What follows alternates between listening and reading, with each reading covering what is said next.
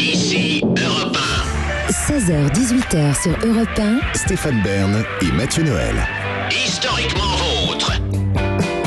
Tous les jours, dès 16h, historiquement vôtre, vous raconte l'histoire sans se la raconter. Elle nous raconte des histoires en étant toujours comme un poisson dans l'eau. C'est Clémentine Portier-Kaltenbach. Aujourd'hui, Clémentine, elle était aussi, elle, comme un poisson dans l'eau. Jeanne Villepreux-Power, l'inventrice de l'aquarium. Eh oui, oh yeah, braves gens. La vie aventureuse de cette petite Corrézienne née en 1794 à Juillac, un petit village de Corrèze. Son père est une sorte de cordonnier, garde champêtre, et Jeanne Villepreux, elle veut voir du pays. Alors, à 18 ans, elle quitte son village et vient à pied à Paris. Moi, ça me fascine, cette histoire. Comment on pouvait envisager, je me souviens de l'arrêt qui était dans les Pyrénées, il va jusqu'à Montpellier à pied, Ravaillac qui vient jusqu'à Paris à pied d'Angoulême, et ben Jeanne Villepreux, elle vient à pied à Paris. Et comme elle brode à merveille, sa mère lui ayant appris, elle se fait embaucher chez Gagelin, un mercier de luxe de la rue de Richelieu. Et c'est un endroit qui est fréquenté par une clientèle très chic. Et notamment, elle travaille, ça va vous parler, ça Stéphane, sur les broderies de la robe de mariage de Marie-Caroline de Bourbon-Sicile avec le duc de Berry, le fils du futur Charles X. C'est la duchesse d'Angoulême, la duchesse de Berry, pardon, la maman de l'enfant du miracle. C'est une personnalité haute en couleur. En tout cas, la petite Jeanne Villepreux a travaillé sur les broderies de sa robe. Et évidemment, comme elle est à Paris et dans ce milieu du luxe, elle ferait avec un environnement humain que jamais elle n'aurait côtoyé en Corrèze. Et c'est ce qui l'amène à faire la connaissance d'un certain James Power, un riche négociant d'origine irlandaise qui vit en Sicile et qui s'éprend d'elle, et dont James et Jeanne se marient en 1818 à Messine. Et alors évidemment, comme Jeanne n'est plus dans la nécessité de travailler pour vivre, elle se met à travailler pour s'instruire. Elle apprend l'anglais, l'italien et surtout, elle fait d'interminables promenades. Et comme elle est très observatrice, elle se met en tête de répertorier tout ce qu'elle voit autour d'elle, de réaliser son petit guide perso, un guide historique et touristique sur la Sicile.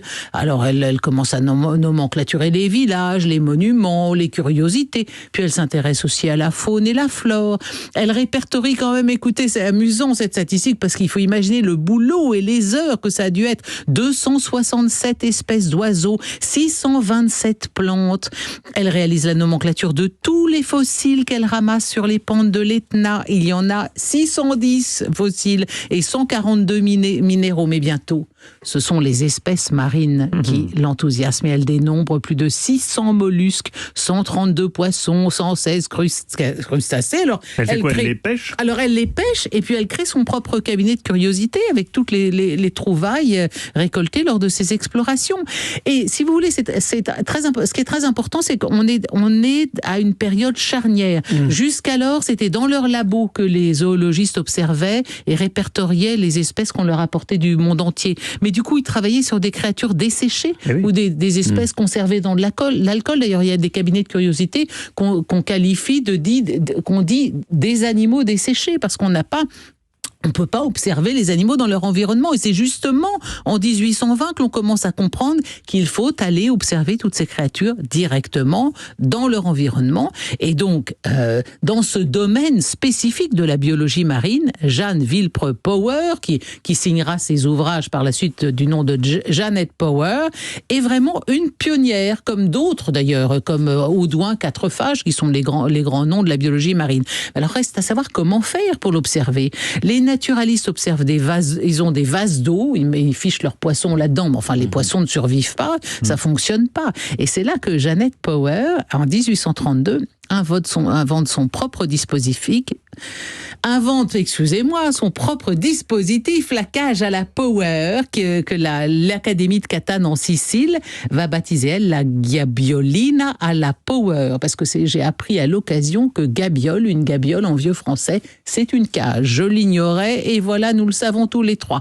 Alors, elle invente 3 sortes de machines comme ça, l'un en verre, l'une qu'elle met dans l'eau avec des encres, et puis une très très grande cage qui fait 4 mètres sur 2, qu'elle renforce aux angles par des pièces de métal et qui est maintenue sous l'eau de mer par des ancres. J'introduisais dans l'intérieur de cette cage de l'algue, des plantes marines, de petites parties de roches, de petits cailloux, des tritons et d'autres mollusques conchylifères pour que ces organismes marins ne soient pas dépaysés et puissent se nourrir. Et alors, le grand truc de Janet Power, c'est qu'elle va se passionner pour un mollusque, je ne sais pas si vous voyez à quoi ça ressemble, on appelle un argonaute. Et à l'époque, le grand débat scientifique, c'est un des coquillages qu'on ramasse par centaines sur les plages. La grande question, c'est de savoir si l'argonaute sécrète sa propre coquille ou s'il la parasite comme le fait le Bernard l'ermite. Il y a une polémique autour de ce sujet qui va aller jusqu'à l'Académie des sciences. Et oui, vous vous rendez compte. Et la Zoological Society de Londres. Ça va durer des années. Et c'est Janet Power, la petite brodeuse de Juliac, qui en produisant des dizaines de ces mollusques, les argonautes, à différents stades d'évolution, remporte en 1839 cette controverse contre le grand scientifique français de Blainville. C'est donc une grande victoire de l'expérimentation et de l'observation in vivo par une autodidacte contre les rigidités de l'académisme confiné. À Paris, Janet Power, Jeanne Villepreux, dont le nom vous disait rien il y a encore 10 minutes, la petite brodeuse corrézienne, inventeuse de l'aquarium ou inventrice, a une rue à son nom. À votre avis, où se trouve-t-elle ? Au bord de la mer. À Paris. À Paris. C'est à Paris ? Oui. Ah non, À Paris, elle a une rue à son nom. Dans quel quartier ? À côté de l'Institut d'Océanographie. Il y en a pas. À côté de l'aquarium de la Porte Dorée. Vous étiez pas loin, c'est tout à fait ça. Voilà. Donc souvenez-vous, à présent, quand vous verrez un bel aquarium de Janet Power et de la Gabiolina de Power. Je sens chez Stéphane un désintérêt profond pour tout ce qui est poisson. Alors là, ça vous intéresse pas ? Et mollusques. Vous aimez les aquariums ? J'ai toujours eu des aquariums étant petit. Et vous en avez aujourd'hui un aquarium chez vous ? Non, je n'ai plus d'aquarium. Ça serait une belle idée. C'est beaucoup de boulot en aquarium. C'est beaucoup de boulot. Oui, mais vous avez beaucoup de gens pour s'en occuper. Faut nettoyer tout le temps l'aquarium. Ne dites pas ça. Disons que j'ai plus d'interaction maintenant avec mes chiens. Oui, c'est vrai. On a plus d'interaction logiquement avec un chien qu'avec un poisson. Avec un poisson rouge. Sauf le très rare poisson rouge, vraiment très intelligent. Mais l'aquarium a quelque chose de très profondément apaisant. Oui, c'est vrai. Dans tous les restaurants... J'étais sûr qu'il irait là-dessus. Dans tous les restaurants chinois, il y a un aquarium, c'est vrai.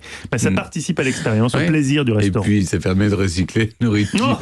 Il n'est pas... Bon, arrêtons-nous là et passons rapidement au quiz. C'est ce que je vous propose. 16h-18h sur Europe 1. Historiquement vôtre.